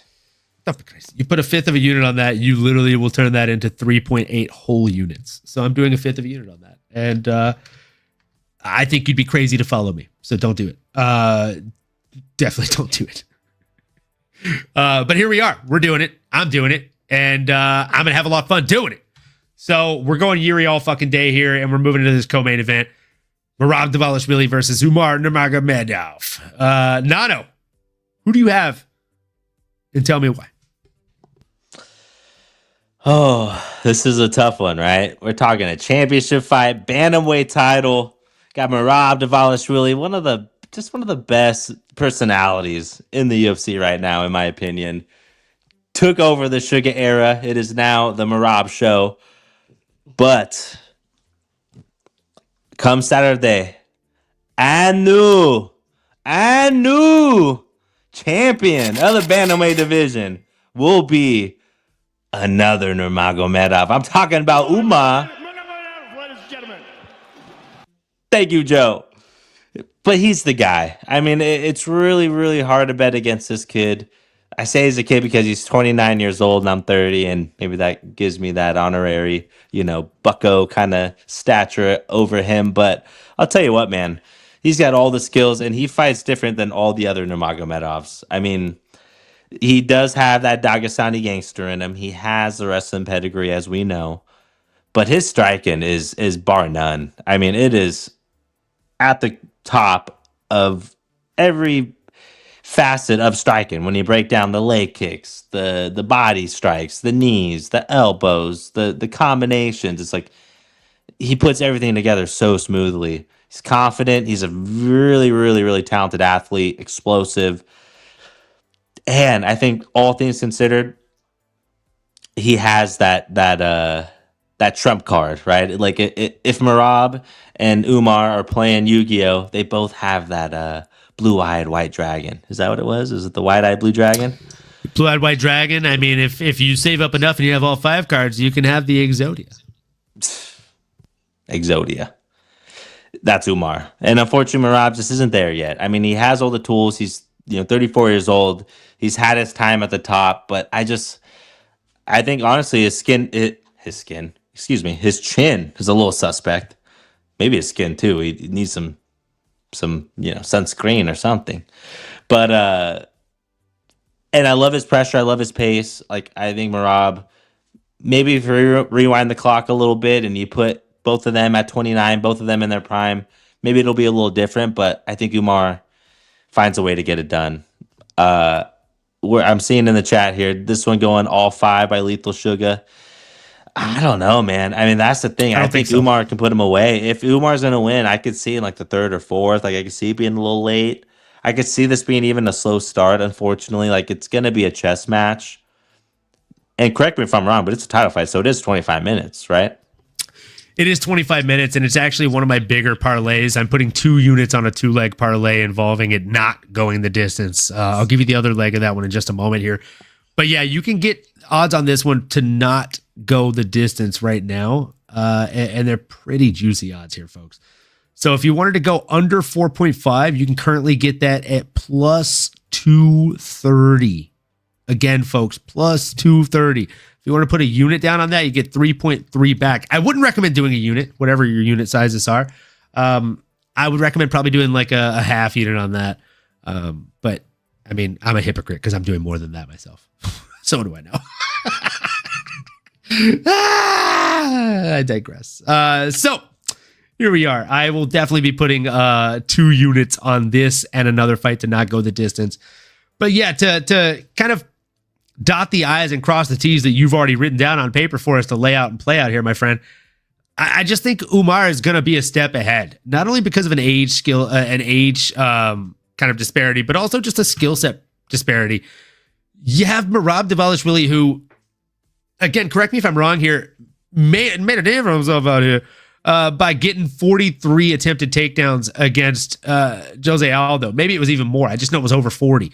And I don't think he'll be able to do that with a busted leg that just got sewed up a month or two ago in there in general against somebody like Umar. And now that he has this leg injury coming in, that's going to make shooting that much harder for him. Can't afford to have any kind of deficit when you're already coming in with quite a bit of a skill deficit, in my humble opinion here. So not going to be a good night for Merab Dvalishvili or Merab Dvalishvili fans. I like Merab. See, Merab just had a big surgery on his leg not long ago. Yeah, it was to sew up some like lesions that he had. It looked like he ate like a leg checker. They went like shin to shin there and just like smacked that shit up. Been there. Doesn't feel good. But again, not going to be great.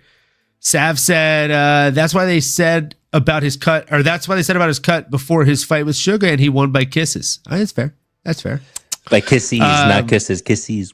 Kisses. Baby kisses. Kisses. Kisses.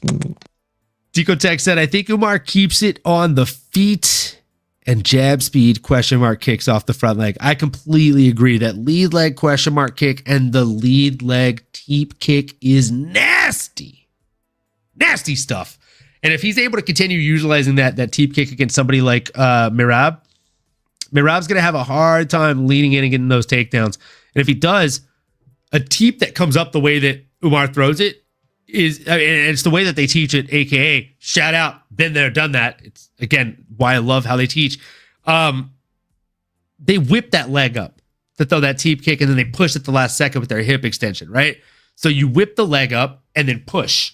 So if I'm whipping the leg up and you shoot for a takedown, well, you just ate the brunt of my fucking kick as a Muay Thai style whip kick. It hit you in the head. And now you're probably concussed. So you've heard of a conquistador. He's going to be a conquistador on Saturday night because Umar is going to go out there and just, I think, land whatever he wants to land. So give me any way he wants it. I like this fight a lot for him. There's a reason he's coming in against a champion. He's still a minus 270 favorite. So I'm not going to bet on him as that. Instead, I'll simply bet on the under 4.5, which you can get at juicy plus 230 odds.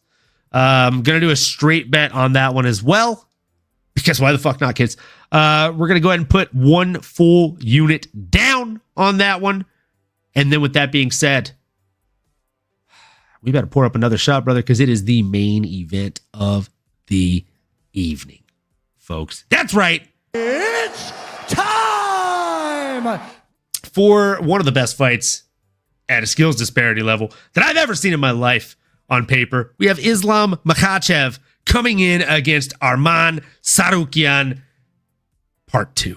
We already saw this one time before, and this was so nice. So nice. Man.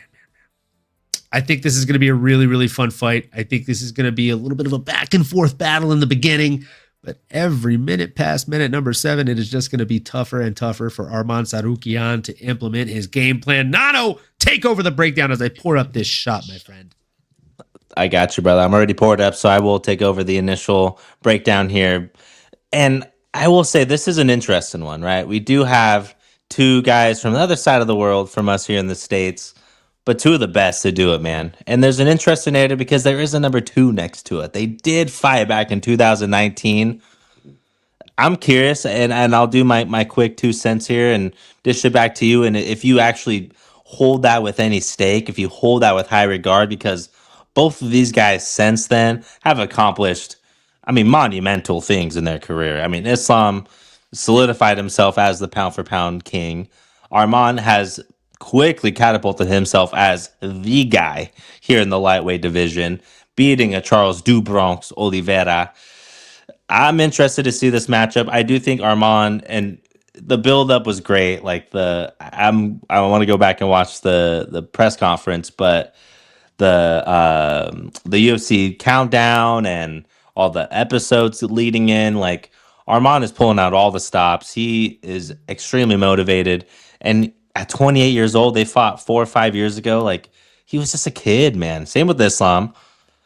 All things considered, I do think, like you said, this is actually going to make for a really, really fun 25 minutes. I don't see anybody really having a true advantage over the other. And with that, it boils down to the pedigree in Islam, the fight IQ in Islam, and then even just the situational awareness. I think the guy that's going to lead the dance, that's applying the pressure, that's been in those 4th and 5th rounds more often, it all leads to, and still the number 1 pound for pound, I still smash your boy in Islam Makhachev. But MMAnomaly, talk to me, brother. I assume. I know who you're leaning, but do you hold any regard of that first fight? Or is this just a new bout, new fighters, newly evolved, in their final forms potentially here? And how do you see this going down, baby? Talk to us now. Yeah, man, I'll give a little bit more of a cohesive breakdown here. But first in the chat, just want to answer this question. Klaus said, is this fight Muslim on Muslim? It's not. And he also said co-main too as well, to be honest. Co-main is Muslim on Muslim violence, technically. This is not. Only reason I know that is because I vaguely recall Ariel Helwani saying salam alaikum to Arman Tsarukyan, and Arman Tsarukyan responding very awkwardly because he's not Muslim. So with that being said, no, it's not. I try to stay educated on that kind of stuff. I won't always tell you that I have the right answer, but again, I try to at least be somewhat educated. Now, in this fight, I think this is another one where it's not going to go the distance. A lot of people. Oh, thanks, Tico Tech. Co-main is not either. Marab is also Christian. Love that. So thank you for letting us know. Tico Tech has some common ground on one of those sides. Again, let's freaking go into this main event. We have Islam Makhachev, Arman Tsarukyan. They already have fought one time before. I think the biggest takeaway from that first fight was the scrambles, right? If you like grappling, if you like scrambles, this was a fight for you, folks. But again, this is going to be another one of those. It's going to be another one where we're getting a lot of back and forth, a lot of scrambles, a lot of grappling exchanges that are just very, very high level MMA, aka high level mixed martial arts. I cannot freaking wait to see this battle ensue. But you asked me for my take. You asked me for my opinion, what I think is going to play out differently. Arman has gained a lot of muscle mass, a lot of weight. Flying Kitten saying this is going to be the best fight ever. Maybe you might not be wrong there, but I think it's going to be less close than the first one. I think the first 5 minutes will be close, just like the first fight, Nano. I think the first 5 minutes will be close, like the first one, Flying Kid and Tico Tech, Klaus, everyone else in the chat, Sav, looking at you. But every minute after, we're going to see a very experienced and a very game-bred and a very, very wily veteran version of Islam Makhachev.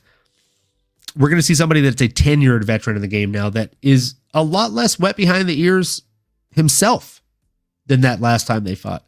I think we're going to see somebody get a very, very flashy finish, and that somebody is going to be Islam Makhachev. I think he gets a knockout over Arman Sarukian. Arman's put on all this weight, all this muscle. And if there's one thing I've learned, to draw an easy analogy, folks, all that muscle, it's like putting a Prius against a Dodge Ram with a Hemi. Sure, the Dodge Ram with a Hemi is way more manly. It's definitely better to look at, right? No one's going to talk shit about that big bad boy. But it takes a lot of gas. Oh, but it's got a lot of torque. It's got a nice top speed, but it takes a lot of gas. And this fight, much like this race, it's more of a marathon. It's not a sprint. It's a world race, not a quarter mile. And that Prius is going to have to stop for gas a lot less often because fuel efficiency. That's what Islam has bringing into this fight. He has a lot more fuel efficiency. The 2.5 reach advantage for Arman, I think, is definitely not going to prove to be a crazy difference here. And the fact that Islam is 2 inches taller, I think, is going to negate that. Because again, if we're in a clinch situation here, right? Like I'm clinching up with you. We're here. I'm locked in. If I'm taller than you, I'm always at an advantage because then I'm able to stack and slice knees up the center. There's a number of different things that I can do in that clinch if I have a height advantage. Now, in a wrestling capability, in the world of wrestling, you've heard me say this, so I'm not going to be a hypocrite, Nano, right? I love Islam, but I got to call a spade a spade. Arman is the shorter guy, and the shorter guy typically has a wrestling advantage. I fucking hope he does, because Islam's the better wrestler, kid. I'm sorry, I'm here to tell you. Islam simply underestimated his opponent that last time out, and I don't think that's a mistake he's going to make twice. Unfortunately for every lightweight in the world right now that's fighting in the UFC and hoping to someday have a belt, so long as Islam's there, you've got one shot to beat him. One shot and one shot only. If you don't do it the first time, he's going to beat you in far more impressive fashion the second time. The dude is like Kakashi. Shout out Ambu Black Ops. That's where the tattoo came from. Look, if you watch anime, you know the reference. Drew, looking at you. Ian, I know you got me. He's like Kakashi Sensei. Right? He's going to fucking pull up the veil. He's going to hit you with that Sharingan eye. And he's going to read your next moves. So you're lucky if at best you're able to get him one time. And Arman already missed that shot, unfortunately. The element of surprise is no longer there. And Islam knows that that fight is why people view him as human now. If you're Islam, if there's anybody in the world you want to dismantle and make look sad and weak and pathetic, well, his name rhymes with Serfukian. Okay? That's the guy. That's the guy. 1,000 years of pain. I love it. I love it. Flying Kid right on it. They know what's up. They know what's up. Fun fact, I think it was it who taught that 1,000 years of pain Naruto move to Nina Drama recently? It was the dude that just fought for a belt. Kai Asakura. Guy, yep. Legend. Asakura. Oh, man. Tico Tech said, give me a Chael Sonnen impression. Look, it doesn't matter if you send them 2-on-1, 1-on-1, or 5-on-1. If they come with me, they're all going to need 9-1-1. I'm a little piece of leather, but I'm finely put together. I've got a body that men fear and women love. I'm the man, the myth, the legend. Not Chael Sonnen, but MMAnomaly. Formerly known as the greatest. Come on, baby. I love that. That's a good one. I'm not even going to try to follow that because you answer the bell, and that's what Chael does. Like Tico Tech said here, the man of the hour, too sweet to be sour. Ooh, come on, baby. Sheesh. We got another Chaelito over there. Come on, baby. That's right. You already know. The gangster from Westland, Oregon, baby. Oh, man. I got the shot poured up, and let's talk about these bets. Let's do it. All right. Cheers, folks. If you are here, he said, hold on, Bernie Mac impression? That's my mama. But if you were 63 years old, I'd whoop your ass. Money.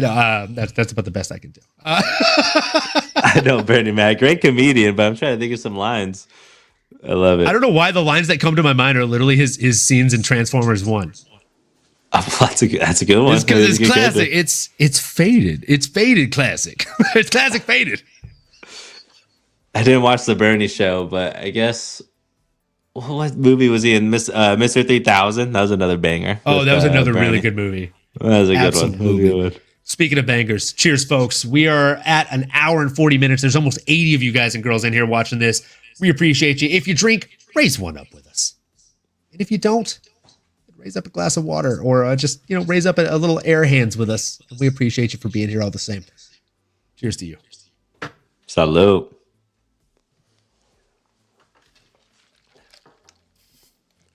So, Miss Mary here for the shots. Let's go. I hope you're doing one in the kitchen.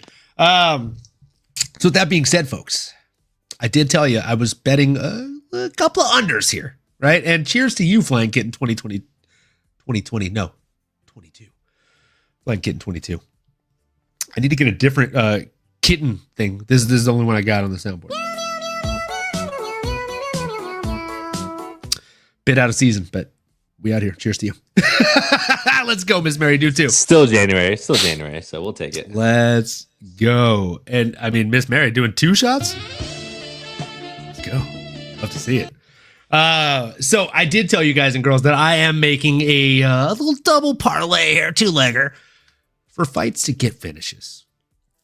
Now, Islam Makhachev, I told you, I think goes out there and gets a nasty finish. I do think he gets a knockout for some reason. I just feel like those muscles are going to sap the energy of Arman Tsarukyan, and it's going to take its toll on him. And when you're tired, that's when you go to sleep. I mean, I didn't even mean to say it that way. But when you're tired, that's when you go to sleep. Come on, kids. Like, some jokes just make themselves. Double entendre there. I like it. Some jokes make themselves. That's for you, S-Dogs. Fucking air horns, baby. Let's go. I think Islam Makhachev goes out there and he gets it done. All them muscles about to go to sleep. When you get tired, that's when you go to sleep. So you can get that at plus 145 right now, folks. So if you put 1 unit on that, you get 2.45 back. Again, it was plus 230 for the previous fight for Merab to be under 4.5. So again, Flying Kitten, I like where your head's at, kid. Islam is great, but Arman could win, ? You're right. He could win. This is why we're double checking our asses here. Okay? If he wins, he'll beat Islam the only way Islam's ever lost before, and that's a flash KO. It's the only path to victory for him. All those big muscles, a quick, flashy knockout. Cool. I still cash. It's money in the bank. And if you put just a unit on that, again, without parlaying it, you just turned 1 unit into 2.45. That's exactly what we're going to do here on this show all year, folks. We're going to be taking money from Vegas. It's simply the thing to do. It's trendy. It's fun. All the kids are doing it. And so we want to join in on the fun too. So here we go. I am going to put, again, if you put, just to put it in perspective, if you put 1 unit on these, on Merab, under 4.5, you get 3.3 units back. If you put 1 unit on under 4.5 for Islam and Arman, you get 2.45 back. If you parlay them together, Nano and crowd, 1 unit will get you 8.08 units back if both of these fights get a finish, or rather finish with 2.5 minutes left in the fights. So what am I going to do, folks? What am I going to do? The age-old question that everybody wants to know. Well, I'm going to put 1 unit on each. So that's 1 unit on Merab, under 4.5. 1 unit on Islam Makhachev, under 4.5. But I'm also going to double down on there because I'm a little bit of a crazy son of a bitch, guys, if you haven't noticed already. I'm going to do that 2-leg parlay, and I'm going to not do a unit on it, though, because I don't want to be too crazy, right? I want to be a little bit more grounded than that. So I'm going to do 2 units on it, people. 2 units. Because we're getting greedy here. We're playing with house money already, and we're either going to just really fire it up and keep on making that money, or we're going to crash and burn and have some deficit to make up. But either way, Pretty sure we started the first half of the year down significantly last year, and we ended, I think, up double digits in units, and we started fresh this year. So we'll do the same thing again this year. So that is that's my unders bet. We got a couple more, right? We'll go ahead and run you through all the bets that we've made on this card so far. So we have the one I just went through with you. I'm also going to do 2 straight bets on the people that I love in this main and co-main event, Nano. Okay, so I'm going to do 1 unit on Islam Makhachev to win inside the distance specifically. So it's basically double down on it, right? You can get that at plus odds, plus 215 for Islam Makhachev. Not going to be able to continue to do that very often. If he continues to get finishes, they're going to take those odds from us, like taking candy from a baby here, Nano. And then Umar Nurmagomedov to get a finish inside the distance is plus 300. Yeah. Yeah, that means if you put 1 unit down, you get 4 back for your troubles. So, I mean, that's exactly what I'm going to do, folks. Look, I'm putting 1 unit down on both of these. I think Umar gets it done inside the distance, and I really like that one. Now, other bets that I really like are a little Yuri Prokaska triple dipper, which I already went through. I'll quickly run through this. So we got a 1/5 of a unit on Yuri to win by submission, 1/2 unit on him to win by TKO, KO, or DQ, and then 1/2 unit on him to win money line in general, because I really like Yuri in this one. Hinato Moicano, Kevin Holland, 2-legger. Brings those favorites up to a plus 211 dog pick in the parlay hitting. Gonna go ahead and double down, put 2 units on that, right?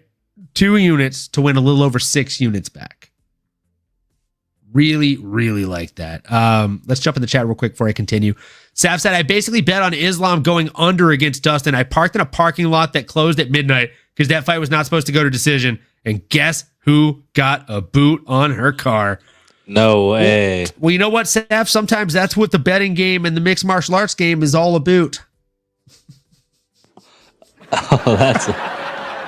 It's all about. How boot it? That is a tough one. How about that, right? No, that sucks. That's a terrible story, and I'm really sorry that happened to you. The Flying Kitten said, Yuri KOing Jamahal with his eyes closed. You see his training in the dark? Yeah, dude. I will go for that. I'm ready for it, bro. I am ready for it. If you raise your fist and just say, I will go for that, like it's like the best cheat code to doing a Yuri Prokaska impersonation. Well, I'll tell you what, if you can beat your opponent in the dark, you can beat them in the light as well. So you know what I'm saying? If you can dodge a wrench, you can dodge a ball. If you can fight somebody in the dark, you can fight somebody in the light. You know what I'm saying? Metro. It's just a fact. And if you missed the beginning parts of the show here, folks, we had a little 2-legger between 2 underdogs. We had Ricky Tercios paired with Clayton Carpenter, plus 986. You put 1 unit on that, you get 10.86 back. I'm not that crazy, but I will put a 1/5 of a unit on it to get a little over 2 units back. We out here. And then we move forward. Because I'm just a little bit crazy, I am going to do what I call the triple dipper parlay, the triple play parlay here, folks. Clayton Carpenter, I'm putting a 1/5 of a unit on just outright, plus 245. Those are money odds, and I think they're juicing those odds for no reason. Clayton actually is live in this one at a money line odds perspective against Tagir Ulanbekov. Ricky Tercios, always live. Just depends on which version of him shows up. Ooga booga. Plus 215 on that guy. So I'm taking him at a 1/5 of a unit there as well. Eileen Perez, biggest missed opportunity in the UFC. Her not walking out to come on, Eileen. Plus 205. Yeah, I'm taking her at plus 1/5 of a unit. Because why the fuck not? A 1/5 of a unit is going to make me 3/5 of a unit back. I'm tripling my monies. So I'm happy with it. Basically tripling my monies across all of these or more. And then because I am a nutcase, because I'm a nutcase, I'm going to throw a 1/5 of a unit on all 3 of them as a parlay. Money line. Plus 3,214 are the odds on this one. Just going to throw a 1/5 of a unit on it. And if that hits, it gets me 6.5 units back. I'm happy with that. I'm happy with that one. Now, the other ones that we have already locked in as well. Got a quadruple legger, right? We got Hinato Moicano, Kevin Holland, Umar Nurmagomedov, and Islam Makhachev. My 4 most confident picks, right? Gonna put a unit on those. Gonna go ahead and put a unit on those. 1 unit will get you a little over 5.5 back, right? Just literally like a fraction over that. So we'll say 1 unit for 5.5 back. I'm a big fan of this parlay. Umar, very confident in. Kevin Holland, I don't need to rebuttal that. I mean, you know how confident I am there. I mean, Hinato Moicano wants money. A unit is basically whatever you choose to make it. I like to bet in terms of units on the show because if I tell you I'm betting with $1,000, it makes you feel like a less inclined better if you're betting with smaller units than us, right? If I tell you I'm betting with $5, it makes you feel like we're not betting big enough. So we're betting with units that are big enough or small enough for us. You bet with units that make you feel like you didn't break the bank if you lose. But if you win, hopefully they make you feel good. So a unit can be declared by anything. A lot of people will usually put a unit at like a either anywhere from $10 to $100 to $500, depending on what show you're watching. But great question there, Flying Kitten. Again, moving into the next one, we have Sergey Spivak. This is a little bit of a hedgeroni here, folks. So we got Sergey Spivak to win by KO, TKO, DQ, or submission. Plus 600. I mean, those odds are too juicy to not cash in on Nano. So I had to hedge this one because that means I'm going to make money no matter what happens, right? That's how you bet really smart here, Flying Kitten, or anybody that's new to betting. So I put a half unit on our guy Sergey Spivak to win 3.5 units back. Money pick. And then just in case, God forbid, that doesn't hold true, I put 1.5 units on Jailton Almeida money line. So as long as Sergey Spivak doesn't win a decision, which I think would be highly unlikely for him to do, I stand to make more money than I spent, essentially. Sprinkle. You sprinkle a little bit on there, right? Got to sprinkle. Sprinkle basically means you're putting a little bit on an opponent of somebody you're betting on, or you're just sprinkling a little bit on the top of a bet in general. So again, we're playing the books. We're cooking the books here to an extent so we make money. We have, I think, 3 more bets here to go over. So we have Umar Nurmagomedov to win by KO, TKO, DQ, or submission. Again, you can get that at plus 300 odds. You juice up those odds. I think he wins this fight, so I'm putting a half unit on it. Half unit turns into 2 full units. So again, folks, if your unit is $50, right? If you're putting 25 on it, you're making 100 back. Money in the bank bet for me. Islam Makhachev, similar situation here. You get him at plus 215 if you bet him to get it inside the distance. I got to do that. Plus 787. We out here. And then last but not least, we got these lock picks. Peyton Talbot. Finish. To win by KO, TKO, DQ, or submission. Kevin Holland. To win by KO, TKO, DQ, or submission. Another little 2-legger parlay here. Put 1 unit down. You get 3.5 back. I don't know.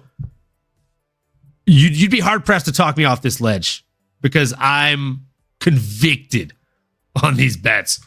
I'm going to be there live at 311. I'll be hoping to get another episode up either tomorrow or Saturday before the card with Crossover MMA. We'll be hanging out in the same area out in LA before the fights. We'll be doing the fan experience. I'll bring the little lavalier mics that I got here to my side so that way we can get some juicy content for you guys to go along with these juicy underdog odds. Please let us know once we wrap up the video right now. Obviously, we love the live comments, but if you could let us know who you have, who your biggest favorites are and your biggest underdogs are that you're picking and rocking with for 311 in the actual comments after the video wraps. Chef's kiss moment. That would be greatly appreciated. And also make sure you tune into Sav at Sav Jelly on Instagram. She'll be doing her first live stream ever for a UFC fight card for UFC 311. So make sure you tune into her YouTube. Let's go. Congrats, Sav. That's amazing. We'll tune in. Yeah, I'm actually slightly bummed that I'm going to be at the card live because I won't be able to tune into Sav's live stream. But I already told her I will be watching on Sunday morning, no matter how hungover I might be at the hotel room. There you go. There you go. I'll find a way to get on the YouTubes. Abso-stinking-lutely, folks. And again, all the air horns for you guys in the chat. We appreciate each and every one of you, folks. If you're new here, if you're old here, anywhere in between, at all 80 of you that are watching right now, roughly, do us a huge favor. If you're on Twitter, if you're on Twitch, come on over to YouTube for just a split second. Like, comment, subscribe, smash that bell for notifications, folks.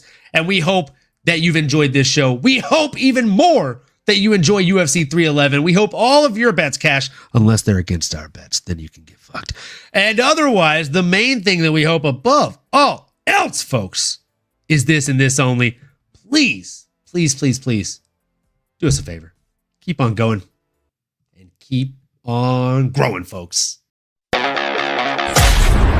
been listening to the MMAnomaly Show. No filter. As you may have been able to tell, we dig the MMA, and our passion is to dive deep into the upcoming fights, give you our expert breakdowns, and help you make sense of all the chaos that is the fight game. We hope you've enjoyed the show. If you did, make sure to like, rate, and review. We'll be back soon, but in the meantime, make sure to find us on YouTube, Twitter, Instagram, and Twitch at MMAnomaly. Be cool, and we'll see you next time.